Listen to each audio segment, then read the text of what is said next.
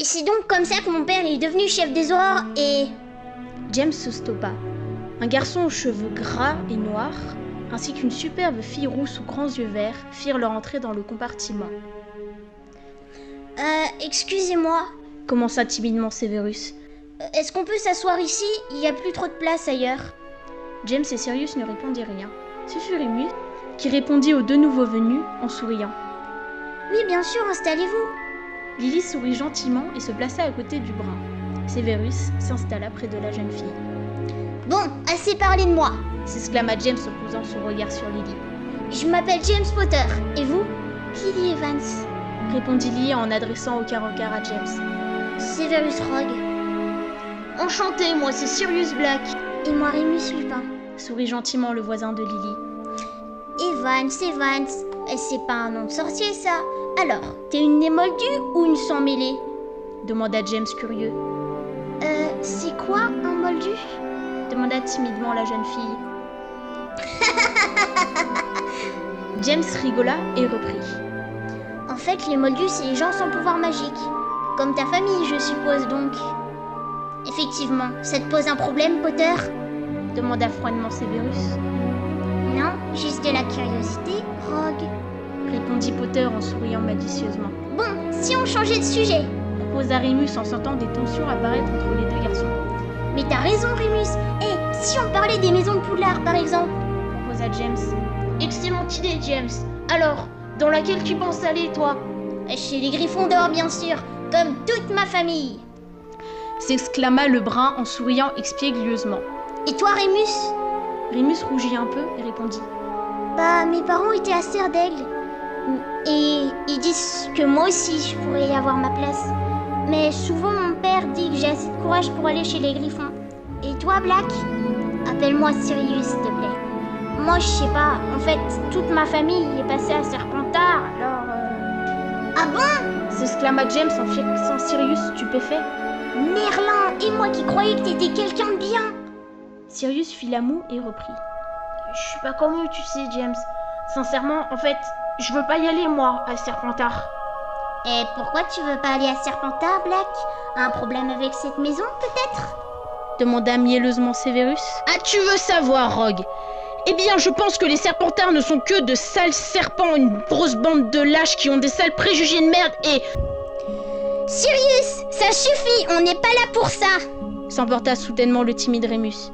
Et Remus a raison, on n'est pas là pour dire de la merde sur ces sales serpents. Severus serra les poings et se leva brusquement, faisant face aux deux garçons, la rage déformant son visage. Comment oses-tu, Potter? Les Serpentards sont des gens bien. James se leva à son tour et fit face à Severus. Lily s'enfonça plus dans son siège, ne sachant que faire. Elle inspira profondément et se leva à son tour. Severus, viens, partons. On va se trouver un autre compartiment. Sans attendre la réponse de son ami, elle lui attrapa la main et l'entraîna vers la sortie. C'est ça, fuis, sale serpent! Fit James d'une voix forte. À plus tard, Servilus! Renchérit Sirius sur le même ton, provoquant l'hilarité de James et un soupir de la part de Remus. Lily traîna Severus vers le fond du train sans ajouter un mot de plus. Mais plus ils avançaient, plus ils croisaient des compartiments de plus en plus pleins. Le jeune garçon n'osait dire un mot. Son ami avait le visage fermé. Et il savait que lorsque Lily Evans faisait cette tête, il ne valait mieux pas s'en mêler. Ils arrivèrent enfin tout au bout du Poudlard Express. Là, ils tombèrent sur un compartiment qui paraissait plus grand que les autres. Il y avait dessus une petite pancarte « Compartiment des préfets ». La rousse jura intérieurement et se tourna vers le compartiment d'à côté, le numéro 14. Celui-ci était vide. Lily parut soulagée et rentra à l'intérieur. Elle lâcha enfin la main de son ami et sans rien dire, partit s'asseoir près de la fenêtre en fixant le magnifique paysage écossais. Le garçon, peiné par le comportement de son ami, s'assit à côté d'elle et posa sa main sur son épaule. Lily, tu veux en parler? Celle-ci tourna la tête et le brun put voir que ses yeux émeraudes étaient remplis de larmes. Elle s'essuya rapidement les yeux et sourit faiblement à son ami. Non, j'ai pas envie d'en parler, c'est rien. Severus n'insista pas et son ami regarda de nouveau par la fenêtre. Tiens, il commence à faire nuit. Elle se retourna vers le brun. Je pense qu'on va pas tarder à arriver. On devrait peut-être se changer? Ouais, tu as raison. Je vais aux toilettes pour me changer. À tout de suite. À toutes. Lily regarda le garçon sortir et enfila sa robe de sorcier. Quelques minutes après, Severus revint avec sa robe qu'il avait lui aussi enfilée. Il se rassit aux côtés de Lily, qui bâilla, et qui, peu après, s'endormit sur l'épaule du garçon. Celui-ci sourit en regardant le visage paisible de la jeune fille endormie sur son épaule. Au même moment, dans le compartiment numéro 5. Servilus, mais ça lui va trop bien, Sirius. Ouais, je sais, je suis doué pour les surnoms, se vanta l'héritier Black en passant la main dans ses boucles blondes. Rémus secoua la tête dépité. Il entreprit alors de se replonger dans la lecture de son livre. Hé, Sirius, t'en penses quoi de cette fille-là qui était avec Servilus et Evans, c'est ça? Ouais, je crois. Moi, je sais pas, mais si tu veux mon avis, ça a l'air d'être une vraie chieuse. Je te parie qu'elle sera à Serre d'Aigle. Ouais, je suis d'accord avec toi. En tout cas, j'espère qu'elle sera pas dans la même maison que moi. Ah bah ça, aucun risque. Tu seras jamais à Serre d'Aigle, toi. Excédé, Rémus se leva. Bah, où tu vas, Rémus? Interpella James en fixant le garçon. Rémus tenta de se calmer et se retourna. Ah, je vais juste me changer, fit-il en tentant de sourire. Ah, ok. Ouais, je pense qu'on devrait le faire aussi, je pense, Sirius. Ouais, t'as raison. Celui-ci acquiesça et Rémus sortit du compartiment en soupirant. Il se dirigea vers les toilettes et remarqua qu'il avait déjà enfilé l'uniforme de l'école. Ah là là. Pourquoi tu crois qu'il est sorti? Il portait déjà son uniforme, non? Je sais pas, peut-être qu'il était mal à l'aise. Ou alors peut-être que ce qu'on disait, ça l'a dérangé. Je sais pas. Sirius haussa les épaules et commença à se déshabiller ainsi que James. Peu après, les deux garçons étaient changés et Rémus rentra de nouveau pour retourner à la lecture de son livre. Sirius et James ne relevèrent pas le fait que le garçon était déjà changé et haussèrent de nouveau les épaules. Les deux nouveaux amis commencèrent alors à parler de l'école lorsqu'une vieille femme avec un chariot rempli de sucreries toqua à la porte du compartiment et demanda « Vous voulez quelque chose, les enfants? » Ouais! James sourit et se leva pour prendre un petit assortiment, suivi de Sirius qui lui aussi prit quelques friandises. « Hé, Rémus, tu veux un truc ?» demanda le blond en se tournant vers le garçon à la cicatrice. « Non, ça va, merci !» répondit celui-ci d'une voix sèche sans même lever la tête de son livre. James haussa de nouveau les épaules, les deux garçons payèrent la vieille marchande et se rassirent pour partager leurs délicieuses friandises. Plusieurs heures plus tard. Lily, réveille-toi! Fit Severus d'une voix rassurante en secouant doucement la jeune fille qui somnolait sur son épaule droite. Grommela celle-ci en bougeant faiblement. Lily, reprit le brun. On va pas tarder à arriver. Hein, quoi déjà? S'exclama Lily en relevant brusquement sa tête de l'épaule de son ami pour se mettre debout. Viens vite, Sève, il faut descendre! Calme-toi, Lily, sourit Severus en prenant la rousse par le bras pour la forcer à se rasseoir. J'ai dit, on ne va pas tarder à arriver, pas on est arrivé. La jeune fille s'excusa et se rassit en souriant faiblement. Elle fixa de nouveau la fenêtre par laquelle on pouvait voir le paysage écossais de nuit. Le train commença alors à ralentir pour finalement se stopper complètement. Lily se leva de nouveau. Bon, maintenant on peut descendre. Tu viens? J'arrive, soupira le garçon en se levant pour suivre son ami hors du compartiment. Les deux jeunes gens marchèrent dans le couloir et sortirent du wagon. Le froid de septembre agressa les deux enfants qui frissonnèrent. Les premières années, par ici! Et là une grosse voix. Lily leva la tête et aperçut un gigantesque bonhomme barbu, super flippant, qui tenait dans sa main une vieille lanterne. Allez, les premières années, n'ayez pas peur, suivez-moi s'il vous plaît! Peu rassurée, Lily commença doucement à suivre le demi-géant. Severus lui prit la main et chuchota à son oreille. N'aie pas peur, Lily, il va pas nous manger. T'es sûre? Demanda la rousse d'une voix tremblante. Severus soupira et rassura la jeune fille. Mais oui! Un petit groupe de futures premières années commença à se former autour du garde-chasse. Bon, vous êtes tous là? Demanda Hagrid. Il regarda les jeunes enfants et leur fit signe de le suivre. Allez, venez, on y va! Ah, je me demande comment est-ce qu'on va aller au château, fit Sirius en souriant. Mon grand-père m'a dit qu'on allait s'y rendre par balai, lui répondit James. Un long soupir se fit entendre. Un commentaire à nous soumettre, Rémus ? Fit méchamment Black en se retournant vers le concerné.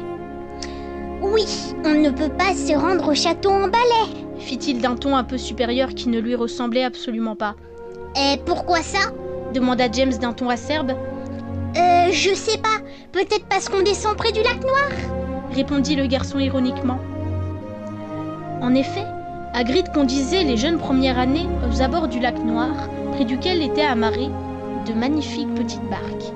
Ni James ni Sirius n'ajoutèrent un mot, vexés par la remarque du jeune Lupin. Hagrid invita alors les jeunes gens à se placer dans les petits bateaux, par groupe. James, Sirius et Rémus se placèrent dans une barque où étaient déjà installés Lily, Severus, ainsi qu'une jeune fille et un jeune garçon, tous deux l'air timides. « Ça alors, Evans, Servilus, comment on se retrouve ? Vous allez bien ?» demanda James. Sirius éclata d'un rire bruyant. Lily lui lança un regard noir. « La ferme, Potter !» rugit la rousse. « Viens, Sève, on s'en va !» continua-t-elle en agrippant la manche de son amie et en commençant à se lever. Oh là, jeune fille, on ne se lève pas, asseyez-vous, on va partir. Fit Hagrid d'une voix forte. Lily se rassit à contre-cœur et lança un regard meurtrier au jeune Potter. Rémus soupira de nouveau et Severus se renfrogna. Les barques commencèrent alors à voguer lentement sur les eaux sombres du lac. James et Sirius recommencèrent à discuter d'un ton léger, comme s'il ne s'était rien passé. « Hé, James !»« Quoi ?» ?»« Et je me demande aussi comment est-ce qu'ils vont nous répartir dans les maisons, tu sais, toi ?» James fit mine de réfléchir quelques secondes. « Bah, mon grand-père m'a dit qu'ils allaient nous faire passer une sorte de test d'intelligence. Ça m'a fait un peu peur, mais ma mère, elle m'a dit qu'il avait dit ça juste pour m'embêter. Après, quand je lui ai posé la même question, elle m'a dit « Tu verras bien, mon Jamesy !» Lily, Severus et Rémus pouffèrent sous le surnom ridicule du jeune garçon. Le brun rougit et stoppa leur rire en s'adressant aux trois personnes d'un ton sec. « Vous avez un problème ?»« Non, pas du tout, Jamesy !» réussit à dire la jeune fille rousse entre deux rires. « Mais ferme-la, Evans !» rougit le garçon, ce qui redoubla les rires sans gêne des trois jeunes gens. Ainsi que ceux un peu plus discrets des deux timides et celui contenu du Sirius. Ce dernier n'échappa pas à James qui se tourna vers son voisin. « T'es sérieux là, Sirius ? Non mais sérieusement, je suis sûre que tes parents te donnent aussi un surnom comme celui-là. Et vous tous aussi !» Le sourire de Sirius s'effaça pour laisser la place à une expression froide. Les parents de Sirius ne sont pas du genre à donner des surnoms. Walburga et Orion Black sont des gens froids, distants, sévères, sans amour, sans âme, accrochés à leurs stupides idéaux de sang pur et à leurs traditions toutes pourries, ainsi qu'au châtiment corporel, le corps du jeune homme pouvant en témoigner. De son côté, Lily pensait elle aussi à ses parents. Ceci l'appelle Lily chérie, ce qui bien sûr la gêne lorsqu'il l'appelle comme ça en public. Mais penser à ses parents la fit aussi penser à sa sœur, et de la manière dont elle s'était quittée. Et elle perdit à son tour son petit sourire. Rémus aussi pensait à ses parents. Il le surnommait affectueusement « mon petit loup ». Cette pensée le fit sourire faiblement. Pourtant, comme les deux autres, son petit sourire s'effaça à son tour. La pensée de ses parents lui rappela un bien douloureux souvenir. Souvenir qui avait laissé une trace sur son visage et sur son avant-bras. Souvenir et secret qu'il allait devoir cacher à ses potentiels futurs amis. Severus aussi pensait à ses parents. Son père, un moldu détestant la magie, un alcoolique violent qui frappe son petit garçon, et sa mère, une sorcière de sang pur, froide, fière et hautaine. Chez lui non plus, il n'y a pas de petit surnom enfantin. Le visage du garçon se crispa en une large grimace. Les deux jeunes timides aussi pensaient à leurs parents.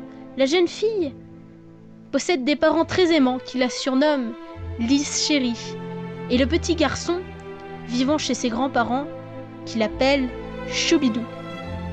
James observa tour à tour le visage de ses camarades, dont la plupart ne souriaient plus. Sirius, Avant que James puisse rajouter quelque chose, des exclamations émerveillées se firent entendre depuis les autres barques. oh, regardez! Oh, waouh, c'est trop beau! James, regarde, c'est le château! Cria Sirius en se levant d'un air surexcité, pointant du doigt l'horizon en sentant sur place comme un gamin. Personne ne réprimanda le blond. En réalité, personne ne fit attention à lui, pas même Hagrid. Tous les regards étaient tournés vers la magnifique, l'époustouflante et merveilleuse bâtisse qui était le château de Poudlard.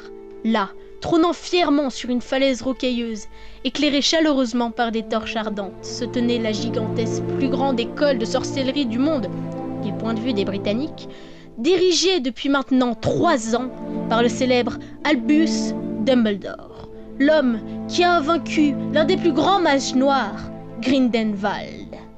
Le jeune Black continuait de sauter d'excitation en plein milieu de la barque, commençant alors à faire tanguer la faible embarcation, ainsi que ses occupants, qui sortirent de leur contemplation pour observer le garçon. « Sirius, arrête de sauter, on va finir par chavirer !» fit Rémus en se cramponnant à la barque. « Lupin a raison, Black, arrête !» renchérit Lily, mais le jeune blond n'écoutait pas. Il continuait de sauter, de sauter, de sauter, et la barque se mit à tanguer, de plus en plus. Et les jeunes passagers avaient de plus en plus de mal à s'accrocher. Sirius tomba sur le jeune garçon timide. « Excuse-moi !» Lily tomba sur Rémus. « Pardon, C'est rien. La jeune fille timide tomba sur James. « Je suis désolée. »« C'est rien, c'est rien. » Et Severus manqua de tomber à l'eau. Oh, Lily fulminait. Mais quel imbécile ce Black! Sirius tenta de se relever, il tituba, perdit équilibre et tomba à l'eau en poussant un cri. L'eau était glacée. Le jeune Black fut repêché par le long bras d'Hagrid qui le plaça dans sa barque. Le géant emmitoufla l'enfant dans son gigantesque manteau et le réprimanda durement. Dans leur barque, James, Lily, Rémus, Severus et les 2 autres rigolaient silencieusement. bien fait pour lui, fit soudain Lily. il n'avait qu'à arrêter de sauter, cet imbécile. La ferme, Evans. Sirius est peut-être un imbécile, mais vaut mieux être un imbécile qu'une casse-couille à tête de citrouille. Rugit James en lui lançant un regard noir, énervé que la jeune fille s'en prenne à son nouvel ami. Lily tourna alors la tête dédaigneusement, en tentant de garder son calme, alors que Severus fronça les sourcils. Lily chuchota quelque chose à son oreille, et le bras nu sembla se détendre. Enfin, les frêles embarcations atteignirent la rive opposée du lac Noir. Les jeunes premières années descendirent toujours en admirant la magnifique bâtisse. Hagrid les guida alors jusque devant les lourdes portes du château.